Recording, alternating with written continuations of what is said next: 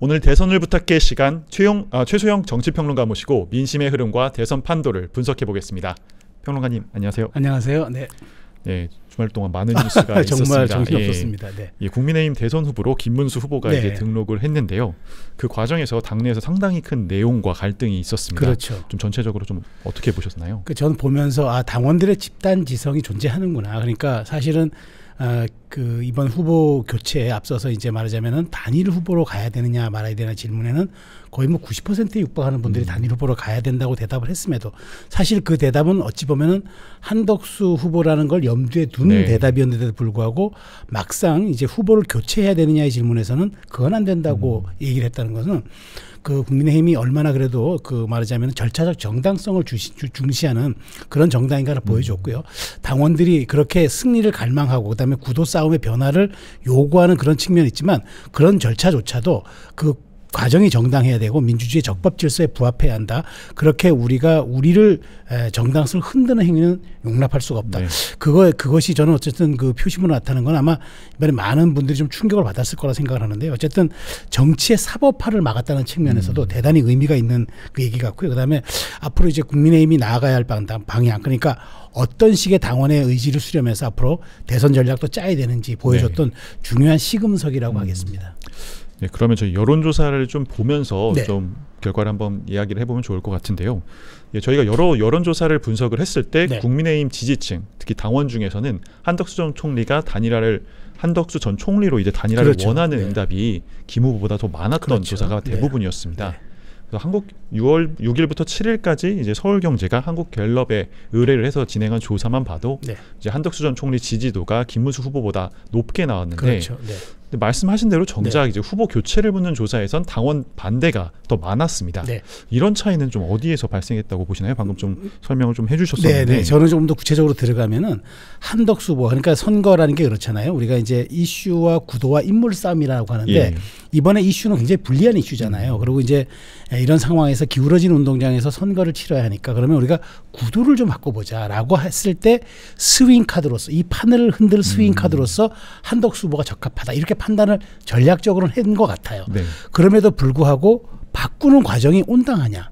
그리고 국민 당원들이 세 차례에 걸쳐 가지고 투표행위를 통해서 선택을 한 후보를 밤사이에 통보도 없이 내리고 그다음에 신규 모집도 모르게 하면서 한 사람만 받는 이 과정이 과연 민주정당이냐. 결국 민주주의의 최후의 게이트키퍼는 정당이 돼야 되는데 과연 국민의힘이 아무리 급한 선거라고 할지라도 우리 속담에 바늘을 허리춤에 매어서 못 쓰잖아요. 바늘 코에 껴서 써야 바느질이 될 거 아닙니까?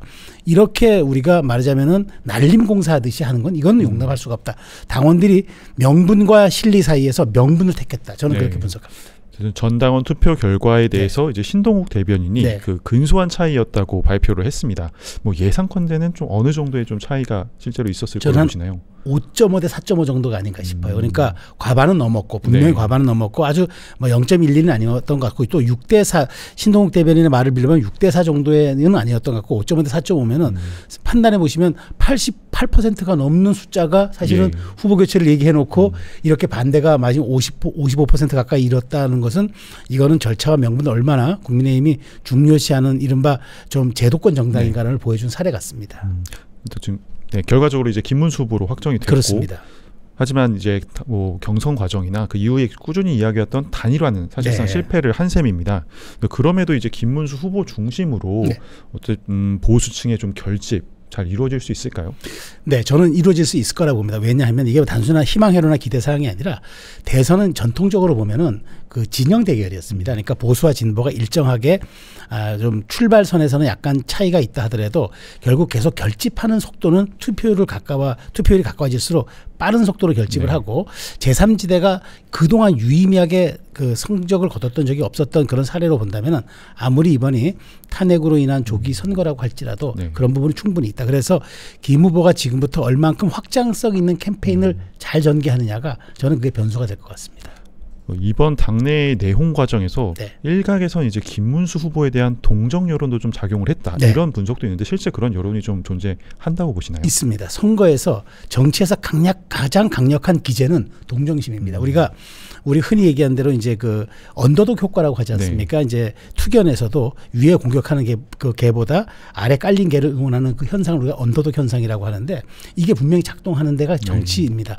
더더군다나 김 후보는 이번에 또 하나의 상징 자본 하나 좋은 걸 얻었습니다. 뭐냐면 그동안 사실은 이제 윤 대통령을 호위하는 그런 이제 강요 출신이라는 이미지가 있었잖아요. 네. 사실 또 출신이 그랬고 그런데 이번에 친윤의 주류 세력과 맞서 싸우는 투사의 이미지를 얻었다는 거는 앞으로 이제 비주류 정치인이 주류 정치인이 된 것뿐만 아니라 그 상징 자본 즉 친윤이라는 당신 친윤이고 계엄 옹호 세력이지라고 공격할 수 있는 일종의 민주당의 프레임으로부터 조금 자유로워진 그런 측면이 있다.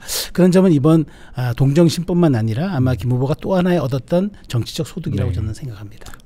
저희가 쭉 국민의힘 이야기를 하다 보니까 잠깐 민주당에 대한 질문 하나 드리려고 하는데 이재명 후보가 앞서 보여드린 여론조사나 이런 데서도 사실 요즘 거의 50%대 지지율이 나오는 경우들이 많이 있습니다. 이런 좀 지지세는 좀 유지가 될 것으로 보시나요? 네, 이제까지 흐름으로 놓고 보면 이재명 후보의 지지율이 일종의 축적 지지율로 봐야 합니다. 그러니까 일종의 등락폭이 갑자기 올랐다가 떨어지는 그런 이제 일회용 사안성 그런 지지율이 아니라 계속 흐름을 유지하고 있다는 건 분명해 보이는데 제가 아까 말씀드린 대로 정치가 번선에 들어가면 대선은 흐름의 싸움이 되어버립니다.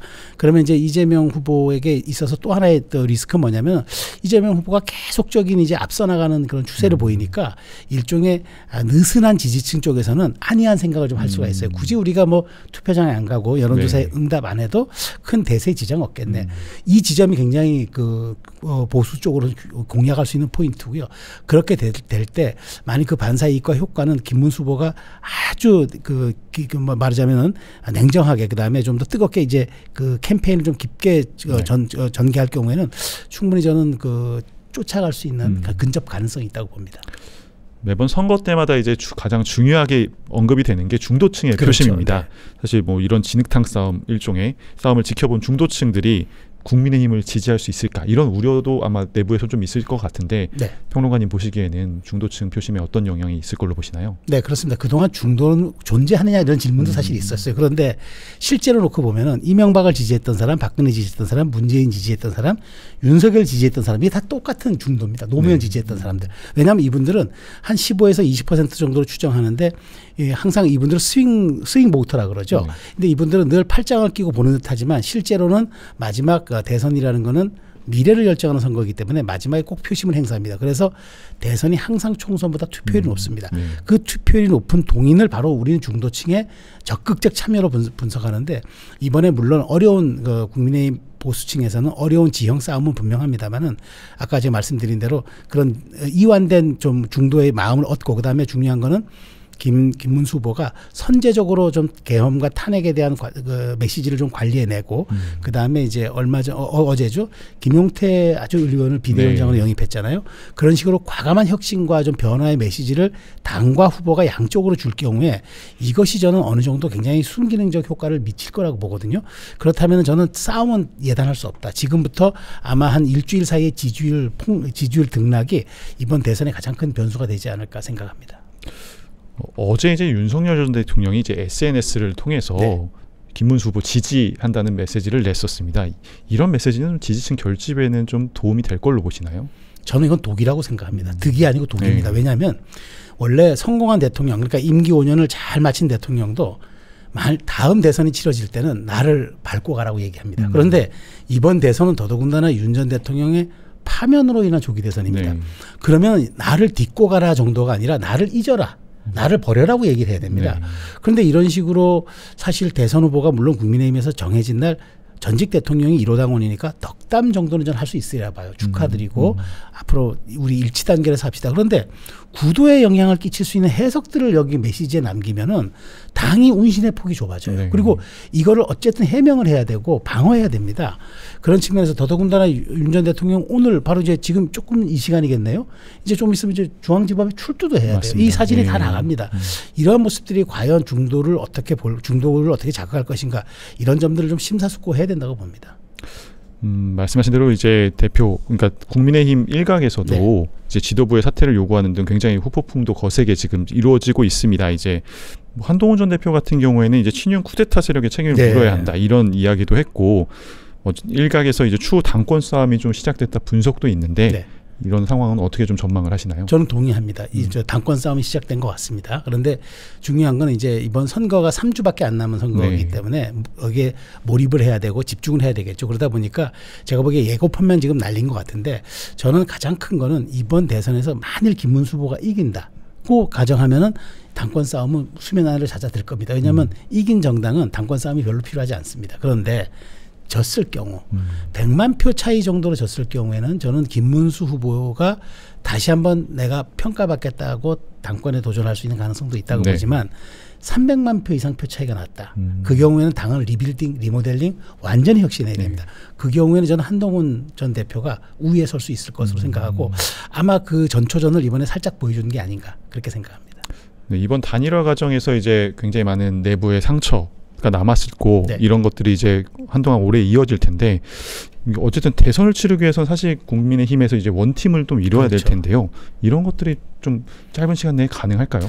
저는 사실 그게 100점짜리로 놓고 본다면은 7, 80점에서 그칠 거라고 봐요. 왜냐하면 이번에 갈등이 너무 깊은 데다가 사실상 후보를 거의 끌어내린 거거든요. 네. 그리고 이제 한덕수 후보를 옹립해 놓은 건데 마지막 당원들이 그걸 제어했기 때문에 그 갈등의 골이 대단히 깊은 건 분명해 보입니다. 그런데 이렇게 생각을 할 겁니다. 우리가 왜 외국이 외침이 있으면 우리 어쨌든 지금은 우리가 단결하잖아요.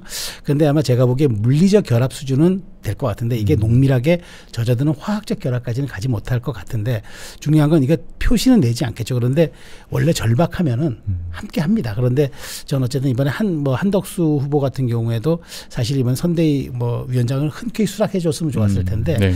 조금 한 발 빼는 모습 보면서 이 과정을 어쨌든 김 후보가 더 통합의 메시지와 절박하다는 그런 퍼포먼스를 통해서 끌고 갈 수밖에 없겠구나 하는 생각이 들었습니다.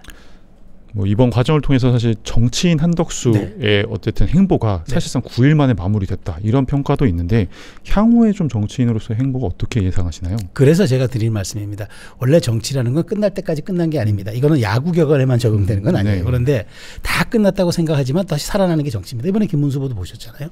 그래서 저는 한덕수 후보가 비록 정치 8일짜리 정치인 된 거지만 최소한 그러면 그동안에 밭가는 소였다면 지금은 싸울 수 있는 투우로 좀 변신해야 할 필요가 있다. 네. 그런 측면에서 이번에 보여주는 선대위에서의 행보가 결국 향후에 비록 좀 고령이지만 저는 정치를 할 수 있는 그런 계기가 될 수 있기 때문에 이번에 얼만큼 본인이 확장적인 모습을 보여주느냐, 이게 관건이 될 것 같습니다. 어쨌든 당내 원팀을 만들기 위해서 이제 김문수 후보도 네. 어제 의원총회에서 큰 절을 올리고 네. 그런 모습들을 보이면서 좀 노력하는 모습들을 보였는데, 또 권성동 원내대표를 지금 신임한다 이런 뜻도 밝혔습니다.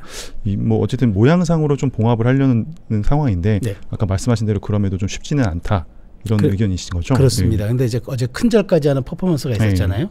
큰절의 정치학이라는 게 있습니다. 이거는 위기거나 혹은 절박할 때 나옵니다. 과거 제가 사례를 한두 가지만 들어보면은 박근혜 전 대통령이 그때 차떼기 문제가 있었을 네. 때 천막 당사했을 때 그때 조계사회에서 108배를 했습니다. 그리고 지난번 대선에서도 이재명 후보가 지지율이 2번 떨어질 때, 큰 폭으로 떨어질 때 2번 절을 했고, 윤석열 전 대통령도 후보 당시에 이준석 당시 선대위원장이 당을 뛰쳐나가니까 1월 1일 할애식의 신년 할애에서 구두 벗고 절까지 하는 모습을 보였습니다. 네. 그러니까 그만큼 절박하고 위기감이다. 그걸 반영하는 퍼포먼스였는데 네. 그런 측면에서 좀 당원들이 이런 부분들을 좀 받아줄 필요가 있다고 저는 생각을 합니다. 네, 이준석 후보 관련한 얘기도 좀 꺼내보겠습니다. 이제 이런 사태로 인해서 이준석 후보가 좀 반사이익을 얻을 수 있는 것 아니냐 분석도 있는데 네. 실제로 그럼 반사이익이 좀 존재할 걸로 보시나요? 좀 했죠. 이번 어떤 사태의 가장 큰 수혜자는 이준석 후보가 분명합니다. 왜냐하면은 이번에 당원의 가입 속도 추세라든가 여러 가지 전반적인 여론의 흐름을 봤을 때 이준석 후보가 분명히 수혜를 입은 건 분명한데, 그렇지만 이준석 후보가 지금 기대하는 건 이걸 겁니다. 아마 지난 총선 모델인데 지민비조라고 들어보셨잖아요. 그러니까 이제 그 민주당의 이재명의 일격 해제 반대해서 빠지는 지지층들이 정말 투표하기 싫으니까 민주당에게 지역군 주더라도 비례는 우리가 조국 혁신당을 줘야 되겠다고 해서 이원화된 투표 형태를 보였잖아요.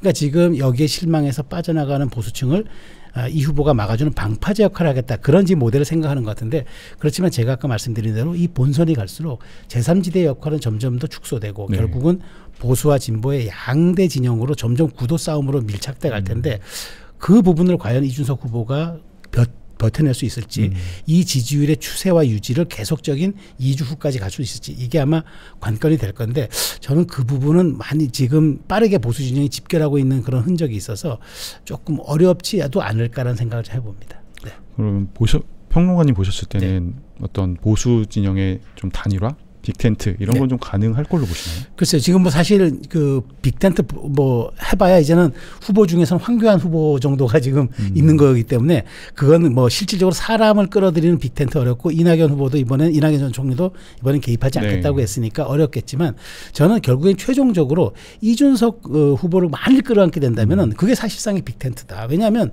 보수 진영의 완전 단일화라는 의미와 함께 MZ세대와 청년층도 끌어안는 효과가 있기 때문에 저는 이번에 보여줬던 그 2030과 MZ세대의 광장이 열기까지도 굉장히 정치적 함의가 있기 때문에 그렇다면 진정한 빅텐트가 가능한데 이것은 이제 김 후보가 한 2주 사이에 얼만큼 유의미한 지지율 상승을 보여주면서 이재명 후보의 지지율을 좀 흡수하느냐 이게 아마 관건이 될 겁니다. 이재명 후보 언급을 잠깐 하셨는데 사실 공직선거법 재판을 비롯해서 이제 위증 교사라던가 여러 재판들이 이제 대선 이후로 다 밀린 상황입니다. 사실상 사법 리스크를 좀 벗어났다는 분석도 있는데 좀 남은 어쨌든 변수 이 후보에게 남은 변수는 좀 뭐가 될 걸로 보시나요?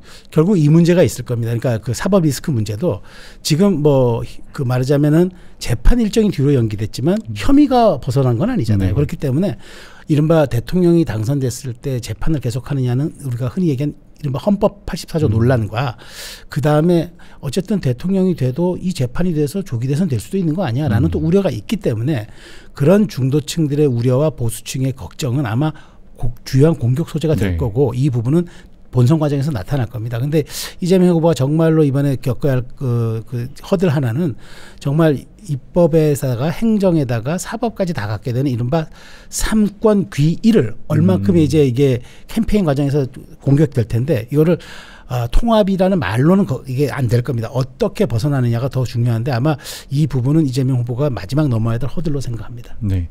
네, 오늘부터 이제 22일간의 이제 본격적인 공식 선거운동이 좀 시작이 됐습니다. 뭐 저희가 주로 3명의 후보한테 주목을 하고 있는데 여러 행보들을 각각의 색깔을 갖춘 행보에 나서고 있는데 좀 눈여겨보셨던 후보의 행보가 좀 있으셨나요?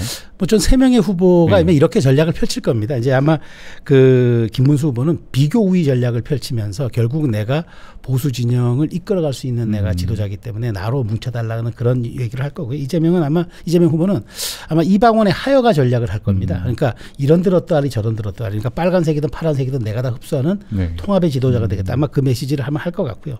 이준석 후보는 차세대 지도자. 결국은 미래 대통령은 내가 아니냐. 결국은 이번은 모르더라도 다음을 봐서라도 클 수 있는 나무에 물을 좀 달라. 뭐 이렇게 아마 그 3가지 유형의 아마 캠페인이 전개될 걸로 저는 생각을 합니다. 그럼 평론가님이 좀 22일 남은 대선 기간 뽑아주실 일종의 관전 포인트랄까요? 그런 건 좀 뭐가 있을까요? 저는 어쨌든 국민의힘 김문수 후보 입장에서는 분열하지 않고 그다음에 윤 전 대통령이 선거에 자꾸 개입하지 않는 모습을 보여주는 게 가장 중요하다. 왜냐하면 이 부분은 방어하기도 어렵고 사실은 분열은 또 선거는 확장의 게임이기 때문에 이 부분은 관리해야 될 걸로 보고요.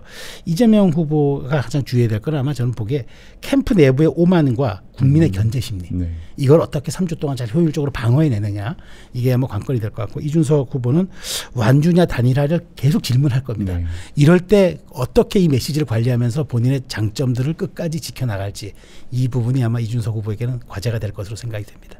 알겠습니다. 지금까지 최수영 정치평론가와 함께 얘기 나눠봤습니다. 오늘도 명쾌한 분석 감사합니다. 감사합니다.